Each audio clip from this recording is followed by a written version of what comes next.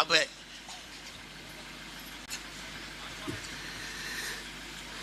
நபிகள் சொல்றாங்க, அநீதியை கண்டு அச்சம் கொள்ளாமல் துணிந்து எதிர்த்து நிற்பவன் எவனோ அவனே உண்மையான ஜிகாத். ஜிகாத்னா புனிதமான போராளின்னு அர்த்தங்கிறாங்க. அப்படி அநீதியை கண்டு அச்சம் கொள்ளாமல் நம்ம எதிர்க்கிறோமா? அடிமை எப்படி உருவாகிறான்னு தெரியுமா என் உடன் பிறந்தவர்களே, பேரன்பு மிக்க என் பெற்றோர்களே? அநீதியை கண்டு அதை எதிர்க்க துணிவில்லாதவள் சகித்துக் கொள்கிறான். எதுக்குப்பா பிரச்சனை, நமக்கு வாப்பா, நமக்கு எதுக்குப்பா தம்பி, விடுப்பா, எல்லாரும் பேசாமல் போயிட்டு இருக்கா, நீ எதுக்குப்பா, வாப்பா, நமக்கு எதுக்குப்பா வம்பு, நமக்கு எதுக்குப்பா பிரச்சனை. இதுதான் நாட்டுக்கு பிரச்சனை. இது என் பிரச்சனை, உன் பிரச்சனை. அதை நல்லா கவனிச்சுக்கணும். அப்ப அநீதியை கண்டு அச்சம் கொண்டு எதிர்த்து நிற்க துணிவில்லாதவன் சகித்துக் கொள்கிறான். தொடர்ச்சியாக சகித்துக் கொள்கிறவன் அடிமையாகிறான். இப்ப நீங்க அடிமை, நான் அடிமை. என்ன அநீதி தெரியுது? மதிப்புமிக்க உன் உரிமையை ஒரு வேட்டி, ஒரு சேலை, 1000 500 காசு, 200 ரூபாய் காசு, ஒரு சாப்பாடு, இதற்கு வாங்கி கொண்டு போகிறான். அநீதி. இதை சகித்துக் கொள்ளுகிறோம். எதற்கு இந்த கல்வி? எதற்கு படிக்கிற? எதற்கு மூளை என்ற உறுப்பு? எதற்கு சிந்திக்கிற ஆற்றல்? இதெல்லாம் எதற்கு? சிந்திக்க வேண்டும். சிந்தித்தால் சந்தேகங்கள் வரும். சந்தேகங்கள் வந்தால் ஏன், எதற்கு, எப்படி என்ற கேள்வி வரும். அந்த கேள்விதான் அறிவின் பிறப்பிடம்ங்கிறான். அதான் பகுத்தறிவுங்கிறான். அப்ப நீ சிந்திக்கிறியா? சந்தேகம் வருதா? எதுக்கு நீ காசு கொடுக்குறான்? நமக்கு இவன் எதுக்கு காசு கொடுக்குறான்? நீ காசை வச்சுக்க, நல்ல ஆட்சியை கொடு. காசை வச்சுக்க, குடிக்க தண்ணியை கொடு. காசை வச்சுக்க, படிக்க கல்வியை கொடு. காசை வச்சுக்க, பயணிக்க பாதையை கொடு. காசை வச்சுக்க, தடையில்லாத மின்சாரத்தை கொடு. கேட்க முடியல. ஏன்? இந்த ரோட்டை ஒழுங்கா போட்டியா? கேட்க முடியாது. ஏன்? நீ நோட்டை வாங்காம ஓட்ட போட்டியா? அவன் அட உடனே கேட்பான். உனக்கு என்ன இருக்குது கேட்க? ஒரு நேர்மையற்ற தலைவன் நாட்டை ஆளுகிற போது தன் நாட்டு குடிகளிடத்திலே நேர்மை இருக்கக்கூடாது என்று அவன் நினைப்பான். அதை சாகடிக்க நினைப்பான். ஏன்? ஒரு நேர்மையற்ற தலைவன் ஆளுகிற போது நாட்டின் குடிகள் நேர்மையாளர்களாக இருந்தால் கேள்வி கேட்பார்கள், கிளர்ச்சி செய்வார்கள், புரட்சி செய்வார்கள். அவன் ஆட்சி அதிகாரத்திலே இருக்க முடியாது, நிலைக்க முடியாது. இதான். அதனால என்ன பண்ணுவான்? நான் 2 பொண்டாட்டி, ஒரு 2 வப்பாட்டி வச்சிருக்கேன்னா எல்லா அமைச்சர் வச்சுக்க. என் மகனுக்கு சீட்டு கொடுக்குறேன்னா ஓ மகனுக்கும் சீட்டு. ஏன்? கேள்வி கேட்கிற தகுதி அவனுக்கு இருக்கக்கூடாது. நான் 5000 கோடி கொள்ளையடிக்கிறேன்னா உனக்கு 500. மொத்த வெள்ளத்தையும் வீட்டில் வச்சுக்கிட்டு லேசா அப்படி எடுத்து நாக்க நீட்டு தடை விட்டு போகிறது. அதான் இந்த 500. அதான் 500.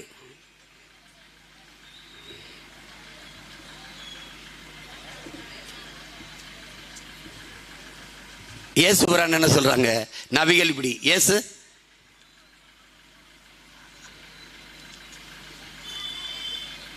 உன் இனம் சார்ந்த ஒருவனே உன்னுடைய ஆட்சியாளனாக இருக்கணுங்கிறார். உன்னை ஆள்பவனாக ஆக்கு. உன் இனம் சார்ந்த ஒருவனையே.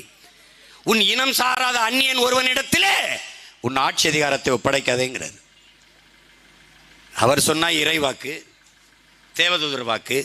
சீமான் சொன்னா பாசிசம், மொழி சாவனிசம், இனவெறி. மோடி ஒரிசால ஒரு தமிழன் ஒரிசாவை ஆள்வதான்னு கேட்டா அது தேசப்பற்று, நேஷனலிசம்.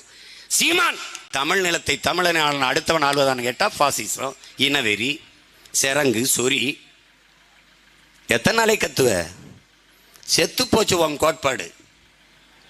திராவிடம்னா என்ன என்று விளக்கி பேச துப்பு கிடையாது. தமிழ் தேசியம்னா நான் சொல்றேன். திராவிடம்னா என்ன பேசுங்க?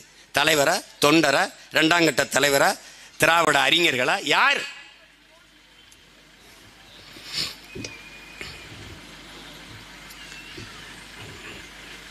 பூரா ஏமாற்று, வெற்று ஏமாற்று. இவ்வளவு அநீதி நடக்குது. இந்த விக்கிரவாண்டியே ஒரு முன்மாதிரியா எடுத்துக்கிறீங்க. இவங்க திருமங்கலத்தில் ஒரு ஃபார்முலான்னு ஆரம்பிச்சாங்க. இது Alva Edison formula, Einstein formula மாதிரி திருமங்கலத்தில் ஒரு ஃபார்முலா, வாக்குக்கு காசு கொடுப்பது. இப்போ ஒரு ஃபார்முலா, ஈரோடு கிழக்கு ஃபார்முலா, எங்கள் அம்மாவுக்கு தெரியும். ஆடு மாடுகளை அடைப்பது போல பட்டியில் காலையில், இங்கே கூட மாலை 3 மணிக்கு தான் கூட்டி போகிறான்.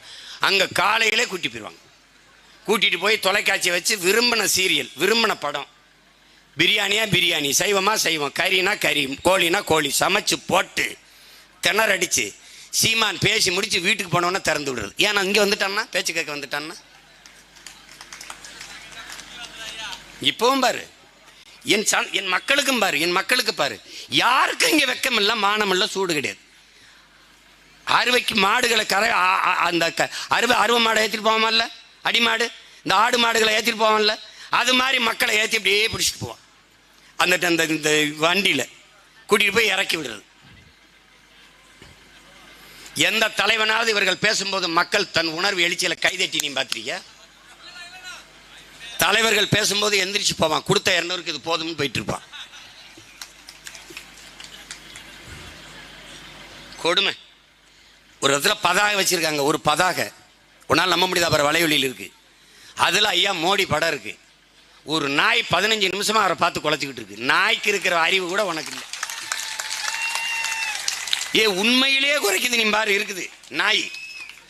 அதுக்கு தெரியுது இந்த இவர்கிட்ட சிக்கிச்சுன்னா நாய் படாத பாட அந்த நாடு மக்கள் படுவாங்கன்னு. நம்ம நிலைமை இந்த நாட்டு மக்களுக்கு வந்திருக்குன்னு குலைக்குது. உனக்கு ஒன்றும் கிடையாது.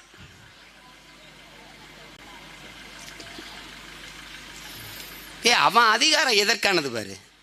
இப்போ ஐபிசி இந்த செக்ஷன் அந்த எல்லா சட்டத்தெல்லாம் மாத்துறாங்கன்னாங்க. நீ நல்லா கவனிச்சு பாரு, அதில் என்ன அண்ணல் அம்பேத்கர் வகுத்த சட்டம் திருத்தம். அவன் அதிகாரத்துக்கு வந்த பிறகு அந்த சட்டத்தின் பெயர்களை எல்லாம் கொடுஞ்சட்டமாக கொண்டு வரதை தவிர்த்து அதுக்கு மேல சமஸ்கிருதத்தில் பெயர் வைக்கிறாங்க. இந்தியன் பீனல் கோடு அப்படி இல்லை, அது என்ன தண்டனை சட்டம் அப்படி இல்லை. இப்போ அதாவது பாரதிய நியாய சங்கீதா, பாரதிய நியாய சங்கீதா சமஸ்கிருதம். ஏன்? அதிகாரம். செத்து போன அவர்கள் தாய்மொழியை உயிர்ப்பிக்க துடிக்கிறது. நாங்கள் செத்து கொண்டு இருக்கிற எங்கள் தாய்மொழியை உயிர்ப்பிக்க அதிகாரத்தை அடைய துடிக்கிறோம். ரெண்டுக்கு இருக்கிற வேறுபாடு தான்.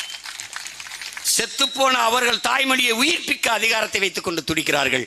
நாங்கள் செத்து கொண்டு இருக்கிற எங்கள் தாய்மொழியை மீட்க, காக்க, உயிர்ப்பிக்க அதிகாரத்தை அடைய துடிக்கிறோம். இவ்வளவுதான்.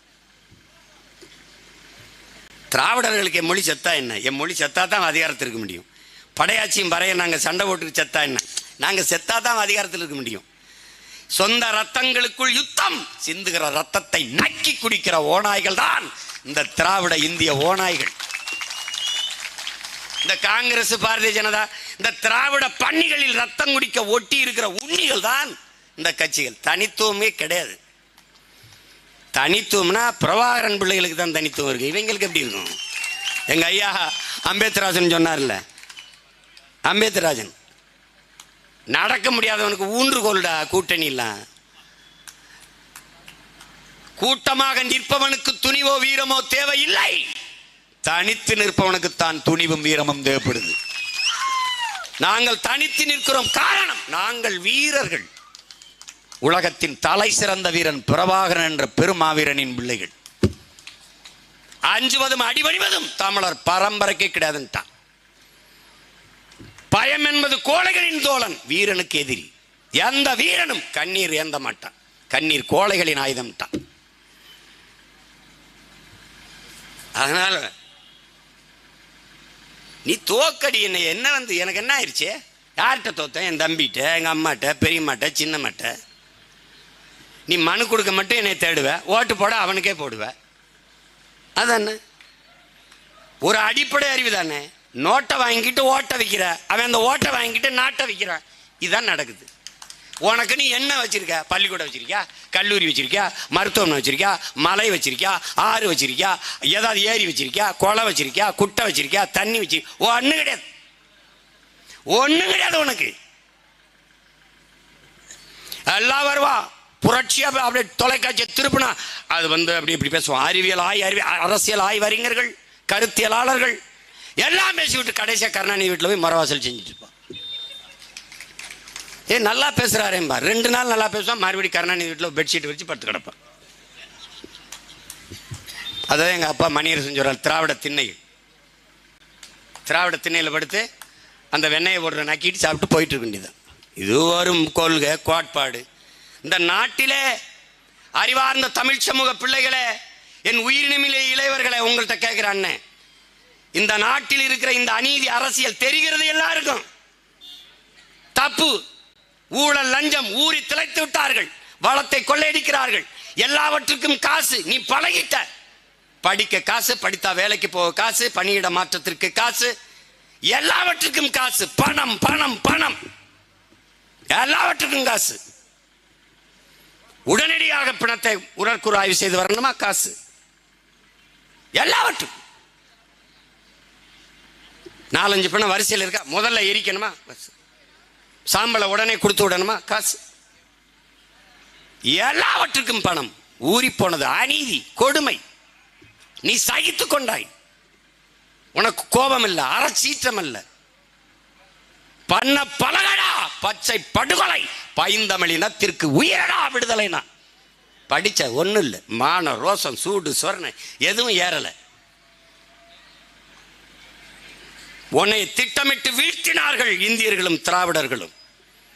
உனக்கு மொழி பற்று இனப்பற்று இருக்கவே கூடாது என்று முடிவெடுத்தார்கள். சாதி பற்று மதப்பற்றை ஊட்டினார்கள். சாதி ஒரு கொடும் போதை, மதம் ஒரு கொடும் போதை. இதை வைத்து அரசியல் செய்வர்கள் எப்படிடா சாராயத்தை ஒழிப்பார்கள், சாராய போதை எப்படி தடுப்பார்கள்? எல்லாம் ஒண்ணுதான் அவனுக்கு. உனக்கு நிறைய நேரம் கொடுத்தா சிந்திப்ப. ஐயா ஐஏஎஸ் சகாயம் இருக்காங்கல்ல, அவங்க என்ன சொல்றாங்கன்னா, ஐஏஎஸ் பயிற்சிக்கு போகும்போது மக்களுக்கு கற்பிச்சிடாத. கற்பிச்சிட்டினா அறிவு தெளிவு பெற்றுட்டான்னா கேள்வி எழுப்புவான். கேள்வி எழுப்ப நம்மள்கிட்ட பதில் இருக்காது. அதனால என்ன வேணும், மக்களுக்கிட்ட நெருங்காத, அவனுக்கு கற்பிச்சிடாத.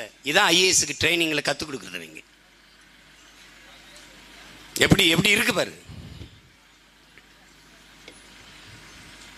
ஒரு தடவை ஐயா என்னை கூப்பிட்டு, தலைவர் என்ன தான் கூப்பிடுவாங்க, தலைவரே இதை நீங்கள் பேசுங்க. என்னங்க ஐயா அப்படின்னா, நான் இந்த டாஸ்மார்க்கு மேலாளர், அதாவது அந்த அதிகாரியாக போட்டிருந்தாங்க ஐயாவுக்கு.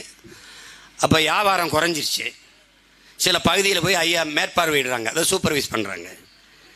அப்போ ஏன் 2 மாதமாக வியாபாரம் குறைஞ்சிருச்சு அப்படின்னு கடை நிர்வாகிகள், அந்த விற்பனையாளர்கள், அந்த மேலாளர்கள்ட்ட கேட்குறாரு. ஐயா ஐயா அடுத்த வாரத்திலேருந்து சரியாயிருமையா, இந்த இழப்பை அதில் ஈடு கட்டிடலாமையா அப்படின்னு.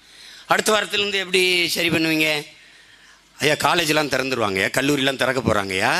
அது திறந்துட்டா இந்த 2 மாதம் இழப்பு இருக்குல்லங்க, எல்லாம் அதை ஈடு கட்டிடலாங்கய்யா. அப்படின்னா நம் பிள்ளைகள் படிக்க போகிறார்களா குடிக்க போகிறார்களான்னு பாரு.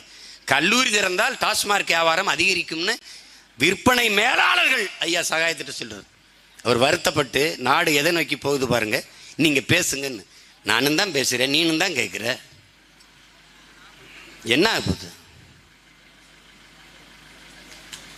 சாராய கடையை மூட முடியாது என்று சொல்லுவதற்கு நீ வாக்கு செலுத்துகிறாய். நான் வந்தா மூடுவேன்னு சொல்றவனை ஏற்று கூட பார்க்க மாட்டேற. அப்புறம் என்னை கேட்பாங்க, நீ முதல் கையெழுத்து எதுக்கு போ? முதல் கையெழுத்து முதலமைச்சர் கையெழுத்து தான் போடுவேன், இல்லைன்னு செல்லாது. இல்லை, முதல் கையெழுத்து முதலமைச்சர், அதுக்கப்புறம் அடுத்த கையெழுத்து. இதுக்கெல்லாம் ஒரு கையெழுத்தா? போடுறா எழுத்து, மூடுறா பூட்டை போடுறா. வந்த உடனே 4 மாதத்தில் கல் கடையை திறந்துடுவேன். பணம் 3 மாதம், அதுக்கப்புறம் தென்னை 24 எப்பவும் இருக்குது. தென்னம்பால், பனம்பால், மூலிகைச்சாறு கடையெல்லாம் திறந்து நிறுத்திட்டு மூடுறான்டுவேன். அவன் கோவிக்க மாட்டான். எங்கால போய் கல்லை போய் குடுறா குடுறா போட, போய் குடிச்சு சந்தோஷமா போட. உழைக்கணும். சோம்பி உட்காந்தான்னு வச்சுக்க, வீட்டு வாசல் பச்சை மட்டையை வச்சு வெளுத்து விட்டுருவேன். பாரி எங்க பார்த்தாலும் 1.5 கோடி பேர் வட இந்தியா உட்காந்துட்டான். ஏன்? நீ உழைப்பிலிருந்து வெளியேற்றப்பட்டாய். உன் இன வரலாற்றை தெரிந்து கொள்ளின் உடன் பிறந்தவனே, முதலில் நீ எங்கிருந்து வெளியேற்றப்பட்டாய்? எங்கிருந்து? கோயில்களிலிருந்து வெளியேற்றப்பட்டாய்.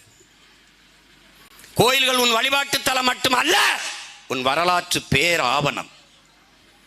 உன்னுடைய வரலாற்று குறிப்புகள் கோயில்களின் மதில் சுவர்களில், கல்வெட்டுகளில் பொறிக்கப்பட்டிருக்கு. அங்கிருந்து வெளியேற்றினா நீ வெளியேறிட்ட. வரலாற்றிலிருந்தும் வழிபாட்டிலிருந்தும் வெளியேறின. உன் மொழி வெளியேறிச்சு, சமஸ்கிருதம் உள்ள போயிடுச்சு, செத்துட்ட.